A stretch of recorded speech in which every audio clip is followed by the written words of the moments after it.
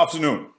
For decades, Ambiguity has kept the peace between America and China over Taiwan, an island just 100 miles off China's coast. A unique foreign policy facet called the One China policy has ensured this. Beijing insists there is only one China and calls Taiwan a rebel who must return to the fold of the mainland government. Taiwan has its own concept of liberal democracy firmly in place. America, meanwhile, protects Taiwan, but also gives a nod to China's claims. But there's a clear trend of escalating tensions. In 2020, according to Taiwan's government, Chinese warplanes made 360 sorties into the ADIZ, the Air Defense Identification Zone, which is a buffer zone of international airspace where foreign planes face questioning by Taiwanese controllers and potential interception by Taiwanese fighters. That's the highest number of sorties by China into that zone since the mid-90s.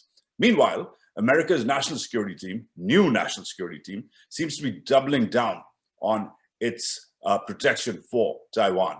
On his inauguration, President Joe Biden invited Taiwan's de facto ambassador to attend. That hasn't happened since the One China policy went into place officially in 1979.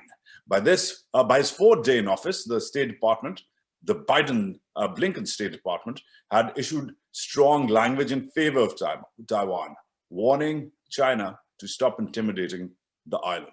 So as Xi Jinping looks to secure a third and probably indefinite term next year, with reunification with Taiwan as a mainstay cause of Chinese nationalism, that, if achieved, will perhaps put him at deity status, up there with former Chairman Mao Zedong, America debates the One China policy at home, as well as the whole concept of strategic ambiguity versus strategic clarity.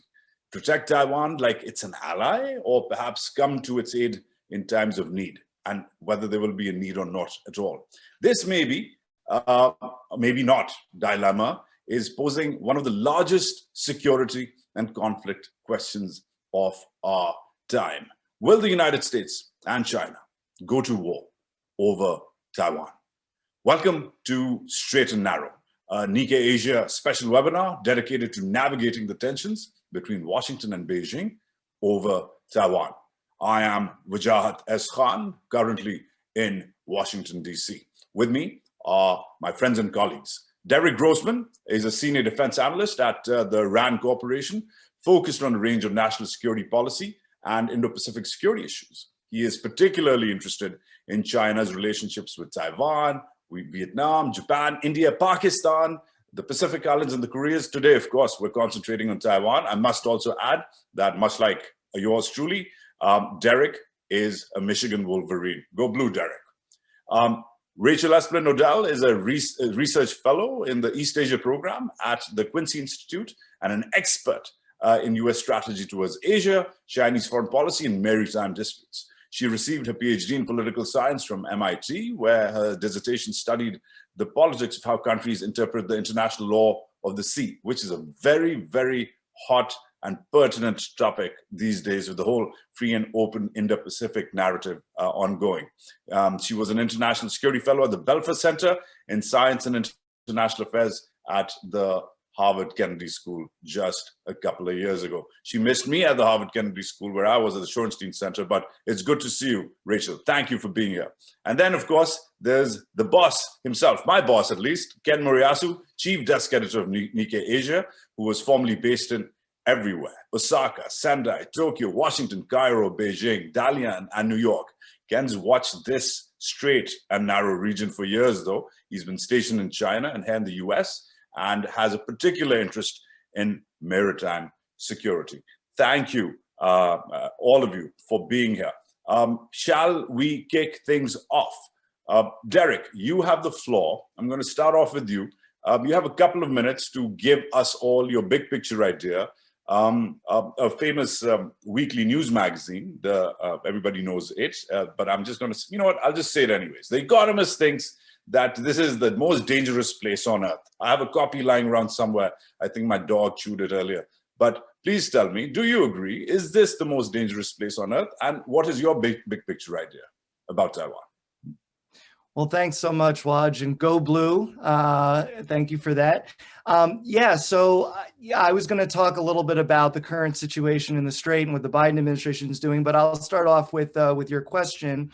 And I mean, as I said on Monday when I spoke at a different event, and I was asked the same question.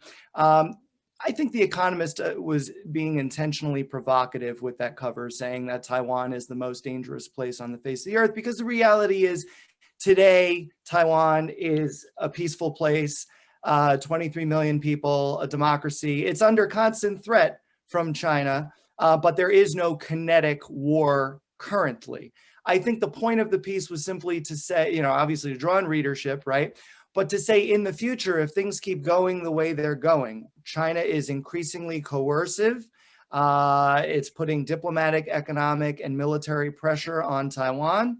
And the United States is now kind of reconfiguring the way it does business with China and with Taiwan. And with Taiwan in particular, it's upgrading that unofficial diplomatic partnership. If you draw this out in the years to come, there could be war, right? And it's war between China and the United States, two nuclear armed powers, right? So I think that's where The Economist was going in saying it's the most dangerous place on the face of the earth. It could become that if things keep going down this path. Right?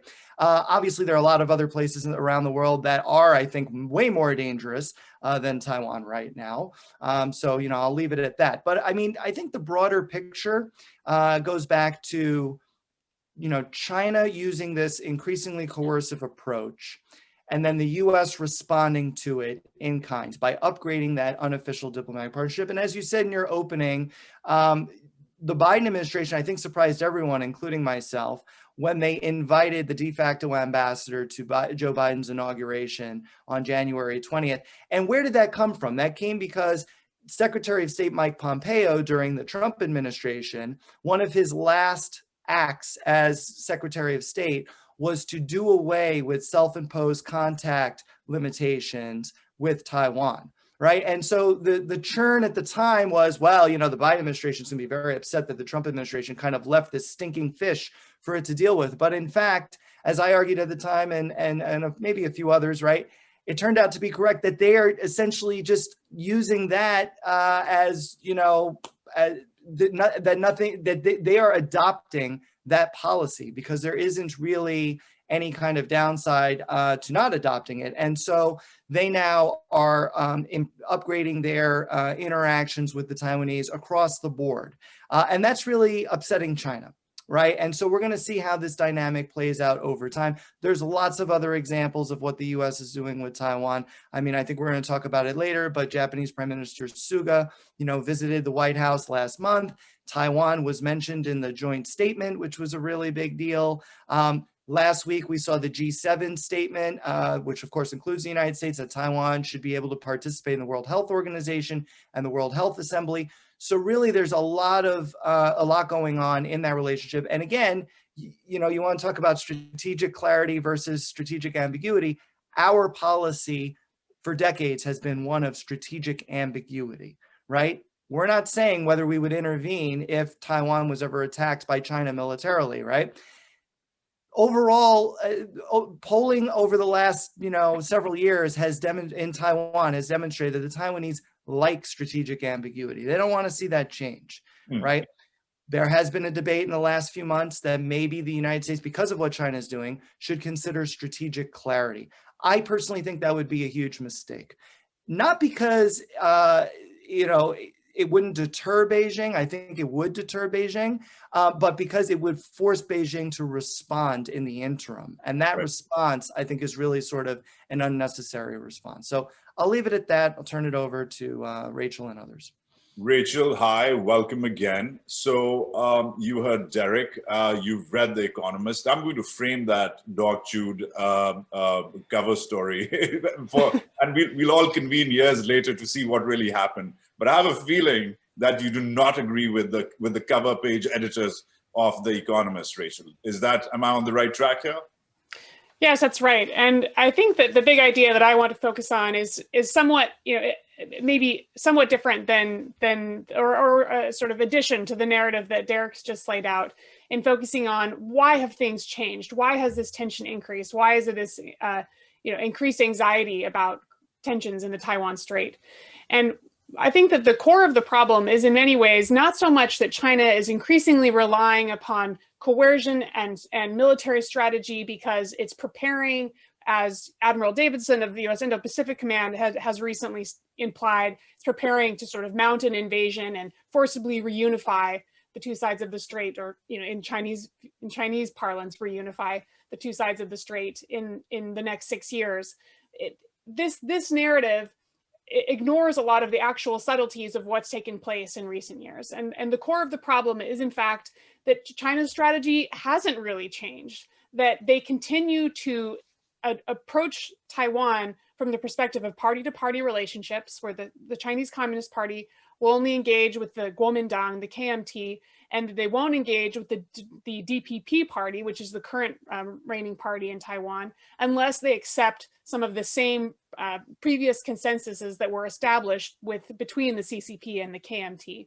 Right. And Tsai Ing-wen, the current president of Taiwan, is not willing to accept those, or to publicly reaffirm the 1992 consensus, and meet some of these preconditions that China has imposed. And so China has reacted to that with more signals of compellence and military signals. And in fact, we saw this the last time there was a DPP president, when Chen Shui-bian was president. And actually, China was more assertive in some of the signals that it sent toward Taiwan in that period. And so, except at that period, the Bush administration was much stronger in trying to tamp down Chen Shui-bian's actions and really exercise that dual deterrence, deterring Chinese action, but also deterring Taiwan's action. And of course, the other difference now is that we've had the Trump administration that's coincided with this period and was much more willing to take steps that tilted towards Taiwan and weren't as even-handed. And it's also not a perfect comparison in that Tsai Ing-wen, on the other hand, has been more moderate than Chen Shui-bian was. But in any event, I think it's important to understand that political background to realize that China's strategy hasn't necessarily changed. From their perspective, it's Taiwan and the United States that have changed. And the reason why it's important to understand that is because I think that helps us to see, what's the real strategic challenge here. And in my view, the strategic challenge facing the United States is not just more and more military deterrence of China. It's how do you induce China to change its political calculations to acknowledge the reality of two-party democracy in Taiwan. So there's no longer just a CCP, KMT situation. The CCP has to be willing to engage with the DPP in a more constructive fashion if we want to maintain peace within the Taiwan Strait. So how can the United States induce China to do that? I don't think just adding more signals of support for Taiwan sovereignty, or even though it's not explicit, is necessarily going to get China to change its calculations. Right. Okay. Strong start there. Ken Moriyasu, you have the floor, especially in the context of how you see what I'd like to know from you, in particular in your big picture presentation, is the tensions on the ground. We haven't seen such traffic in terms of military escalation in years. Considering you watched that space very closely and you've worked in the region, you have the floor. Thanks, Waj. I agree, actually, with the economists that it is the world's most dangerous place. Wow, okay. Not because war is imminent, but because it's the only thing on the mind of the leaders in the Pentagon. Everything that they strategize and think about is based on what's going to happen in the Taiwan Strait, and the realization that America no longer enjoys military superiority. And their plans are all based around how to fix that problem. But I also agree with Rachel that China does not intend to invade Taiwan in the next 6 years, like Admiral Davidson says, and that its basic position hasn't changed. And that is one, that they are looking to deter independence. And two, they would like a peaceful unification.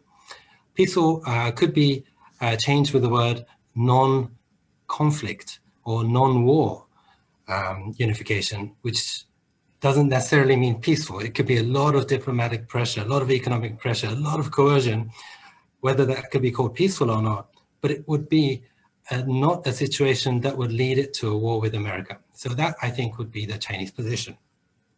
But the danger, as Derek says, is that by this miscommunication between the two sides, China would be pushed into a corner where they would have to act because they perceive that a status quo has been broken, in which if they didn't take action, that would hurt the legitimacy of the Communist Party rule. What are you doing? Would be the response from the public. So it comes down to which side is changing the status quo. And I would say both sides are, because if you look back at the 3 communiques that the US and China signed in 1972, 1978, and 1982, first of all, China, in the first one, in the 1972 communique, it promises it will never be a superpower, and also that it opposes hegemony and power politics in the region. Now, that doesn't sound like what Xi Jinping is doing. He seems to have torn that apart.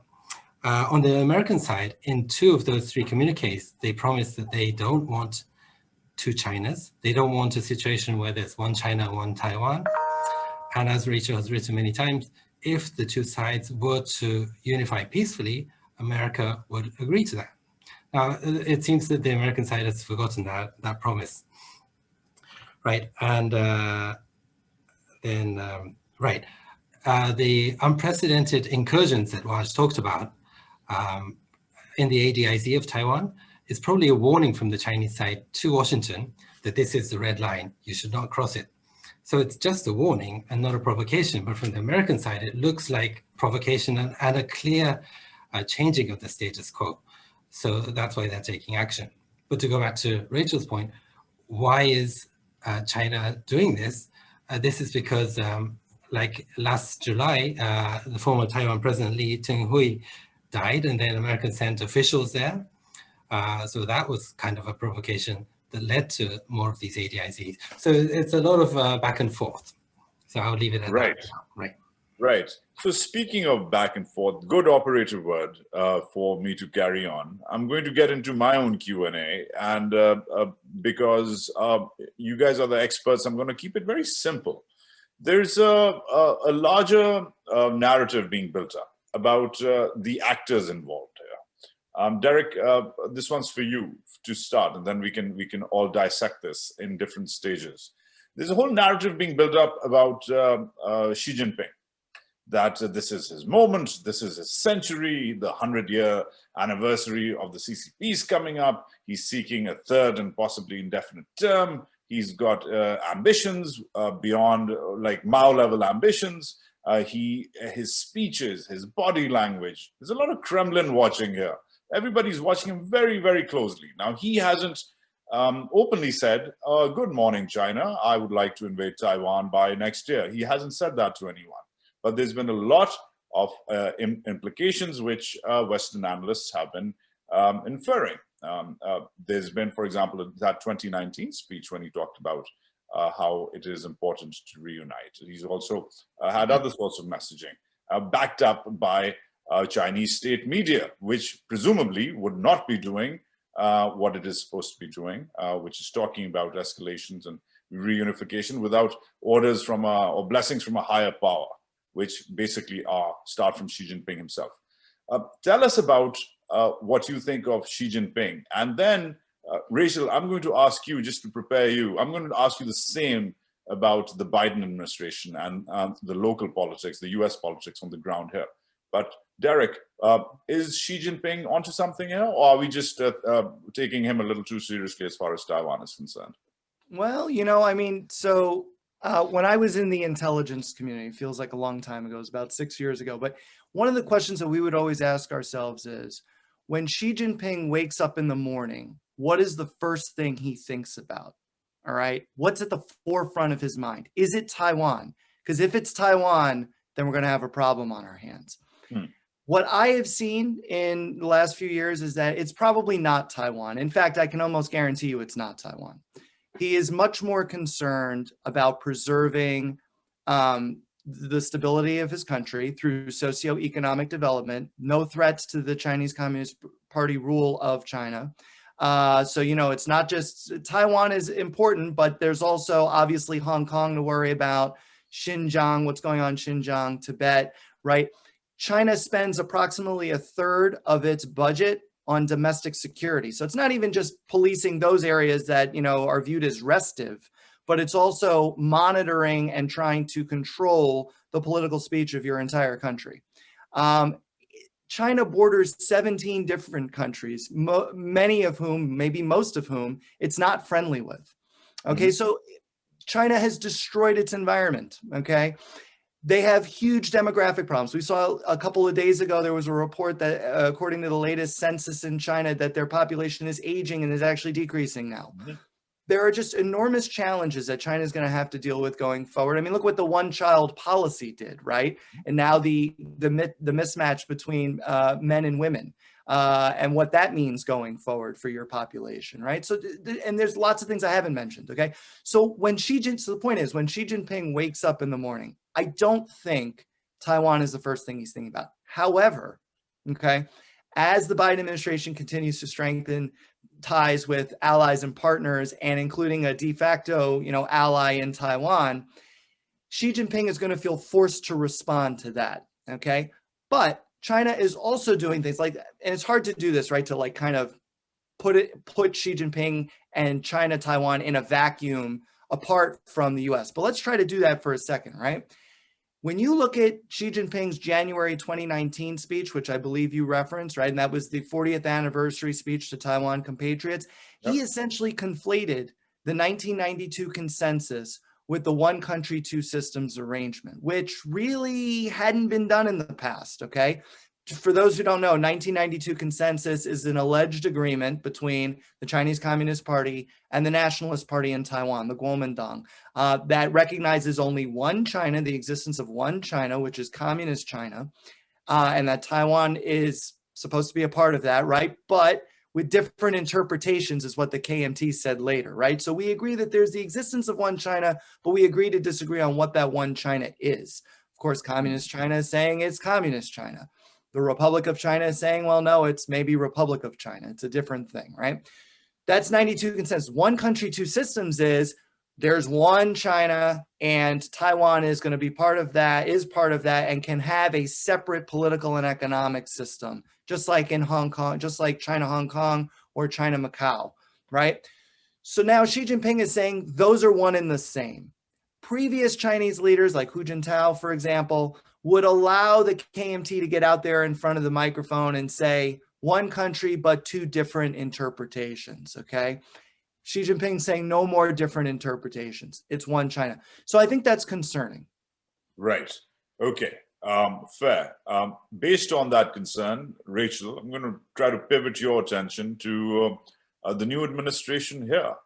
Considering responsible statecraft, was it responsible for this administration to invite the de facto Taiwanese ambassador on his first day in office, on his inauguration, considering that hasn't been done since the 70s? And was it responsible, the sort of language which has been used by Washington straight, whether it's tweeting from the Biden-Sullivan dyad, whether it is official press releases from the White House, or whether it is the Alaska and post-Alaska scenario? Has there been, from this side, the actors on this side, have they been responsible Democrats, which what they claim to be, or was there something larger going on? Because they seem like they could fit into a very macho Trump administration, all of these guys, in terms of their narrative for China. What do you think? Yeah, well, you know, I have been critical of the Biden administration's China policy to date across many fields, not only Taiwan. I actually think that it's easy to, it's easy to overstate how macho they've been on Taiwan. I think, you know, we've highlighted some of the symbolic steps they have taken that in some ways seem consistent with the previous administrations. But I also think that they have been at pains to really underscore that they're sticking with the one China policy. And so I think that they've signaled that they're not going to be scrapping that. They're not going to be scrapping strategic ambiguity anytime soon. So I think they're trying to provide some reassurance on this count.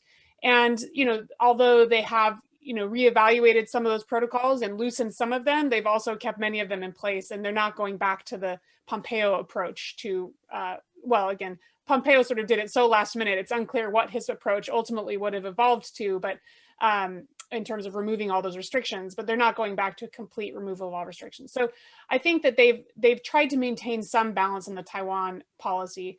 That said, all of these little changes that weaken the longstanding framework for the cross-strait relationship and for the U.S.-Taiwan relationship, I don't really see the strategic point behind them. It basically seems to be the simple argument that we need to enhance deterrence. China's being a bully. We need to push back. We need to make sure they don't get any, any ideas about coercing Taiwan.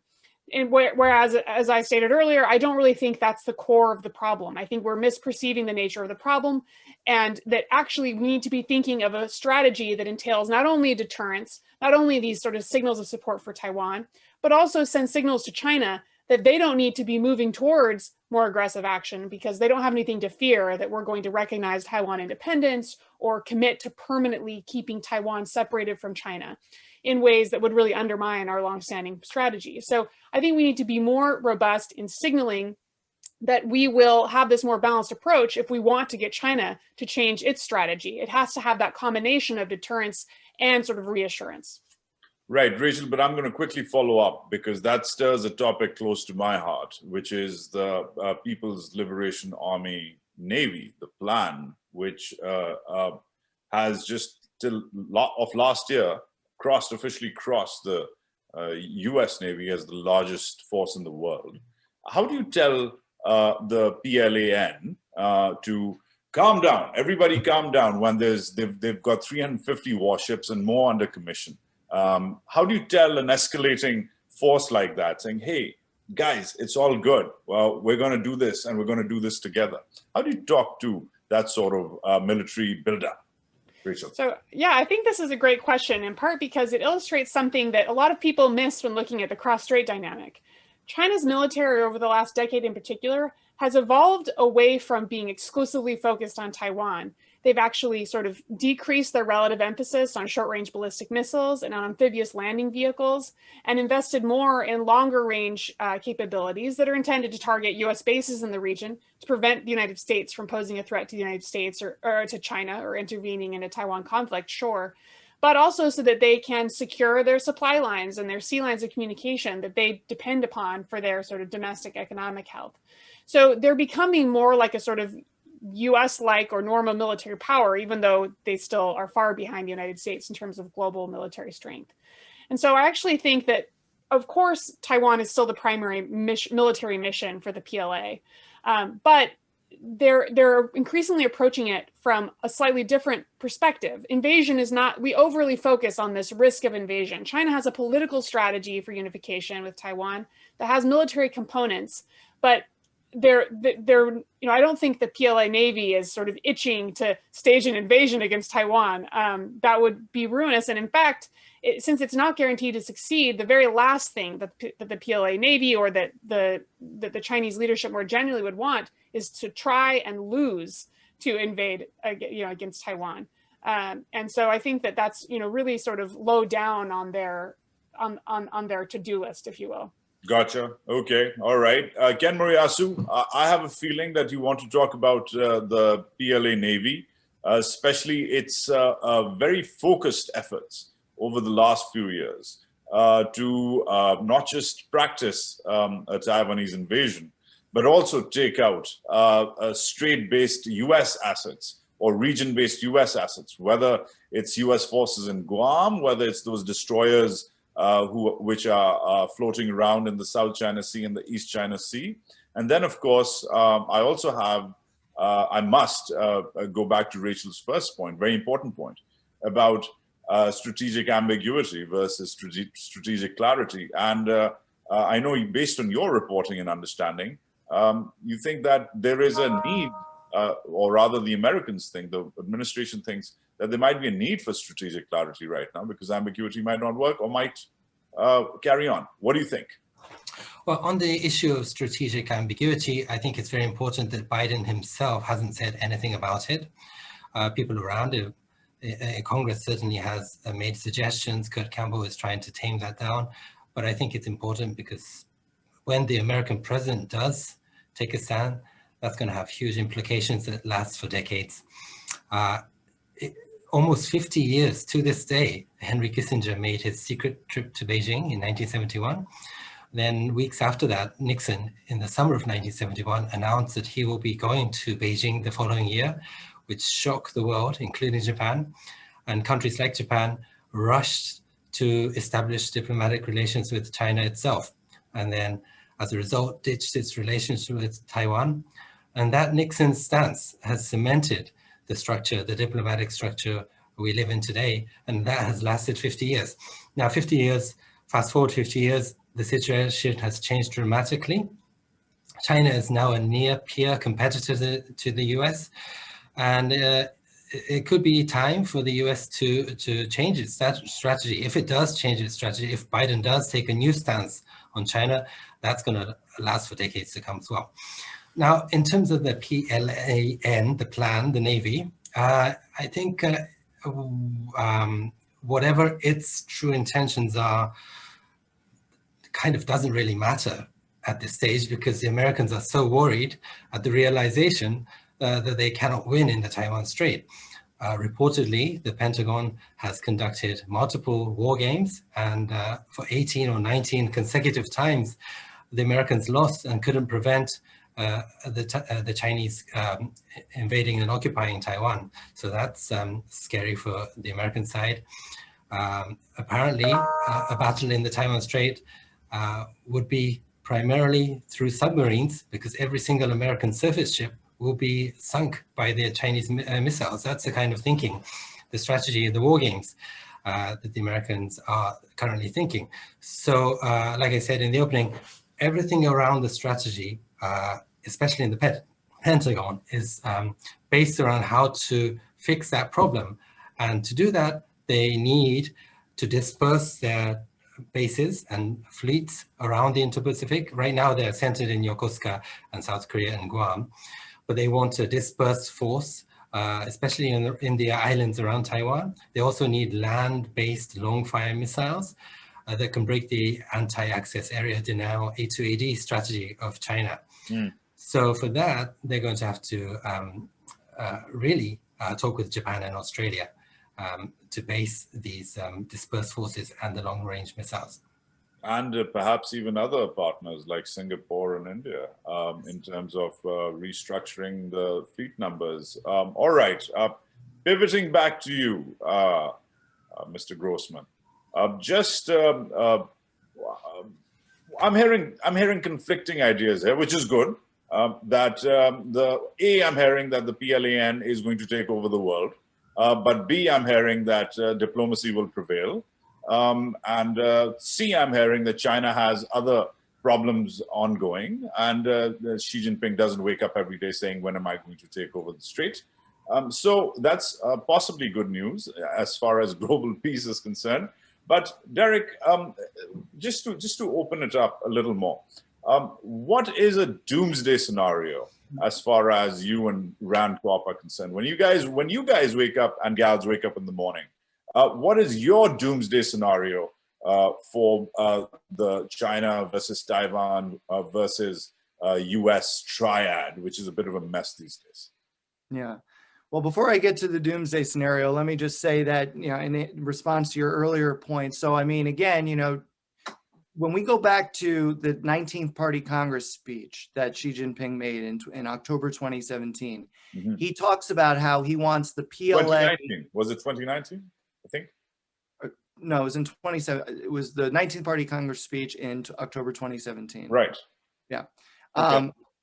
When we go back to that speech and we look at how he described the plans for the PLA, all right, he wants to have the PLA basically modernized by 2035, and he wants the PLA to be on par he wants the PLA to achieve world-class status by 2050, which is, of course, the 2049, which is the 100th anniversary of the founding of the People's Republic of China, okay?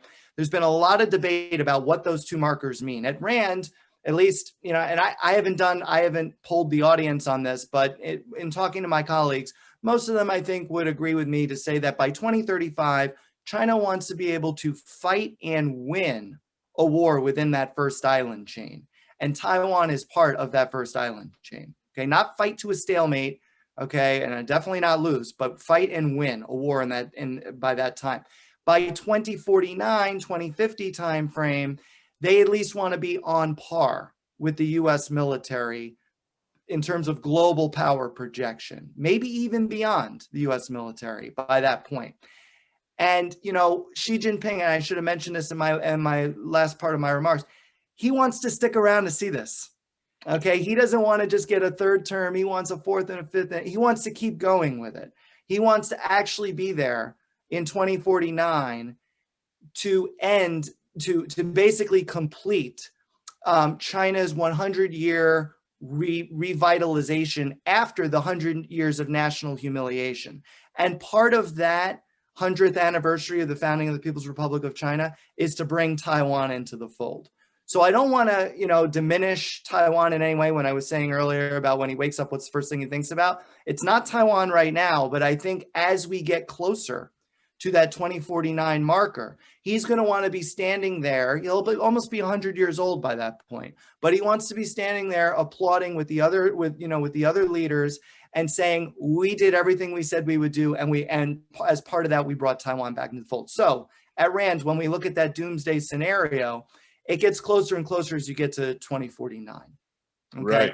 Right. And that's regardless of what the United States does. That's regardless. If there's an administration in the future that decides to totally lay off Taiwan, to say, you know what, we're gonna actually make good on our one China policy. We're gonna cut off Taiwan. I still think as 2049 approaches, if Taiwan is not playing ball with Beijing, there's going to be hell to pay.